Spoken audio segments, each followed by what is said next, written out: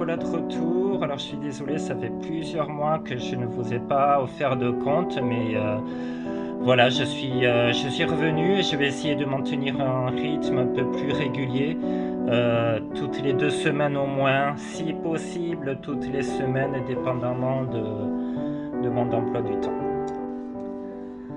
C'est l'histoire d'Arthur. Arthur était un petit garçon qui était plutôt timide, calme, un peu replié sur lui-même.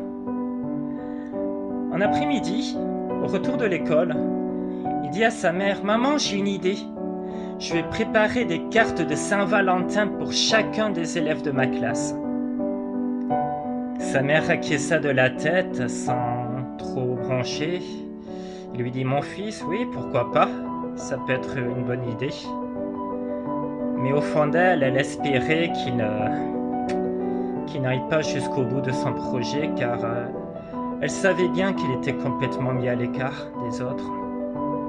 À chaque fois qu'elle observait les enfants rentrer de l'école par la fenêtre, elle voyait que tous les enfants étaient en train de rire, s'amuser, parler fort, en se bousculant sur le trottoir, et que Arthur était toujours le dernier de la file, traînant les pieds, complètement ignoré par les autres.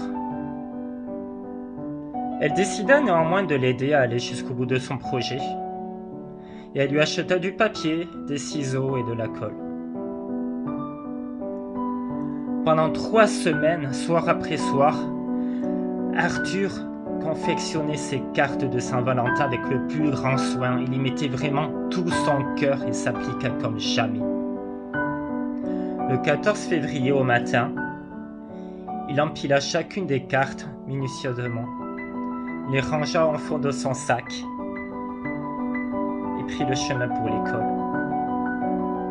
Sa mère le regarda partir avec le cœur gros, car elle s'attendait très bien à ce que, évidemment, aucun des enfants lui enverrait l'appareil en retour. Elle décida de lui préparer ses biscuits préférés, qu'elle disposa sur la table avec un verre de lait. Au moins, ça pourrait lui mettre du baume au cœur pour le réconforter de sa déception.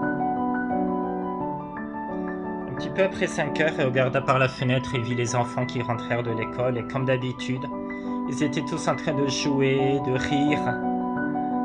Et Arthur, comme d'habitude, marchait quelques mètres derrière eux, entraînant les pieds, totalement ignoré. Évidemment, il avait les mains vides. Le cœur de sa mère se serra. Et pendant qu'il passa le pas de la porte, sans même regarder sa mère, d'un pas rapide, il lui dit: Pas un seul, pas un seul. Le cœur de sa mère se brisa totalement. Puis Arthur leva les yeux vers elle. Il avait un grand sourire. Et il lui dit: Je n'en ai pas oublié un seul, j'en ai pas oublié un seul, pas un seul. Voilà, donc ce petit conte pour se rappeler que, voilà, vous le savez déjà, mais c'est important d'être capable de donner sans rien espérer en retour, et voilà, on se fait du bien à soi-même avant tout, on reste fidèle à soi-même, on suit son cœur, et même si cet amour que vous propagez aux personnes à qui vous tenez le plus, vous avez l'impression parfois qu'ils n'en ont rien à faire et que c'est à sens unique. L'univers vous renverra cet amour d'une manière ou d'une autre, et peut-être bien les personnes en question également.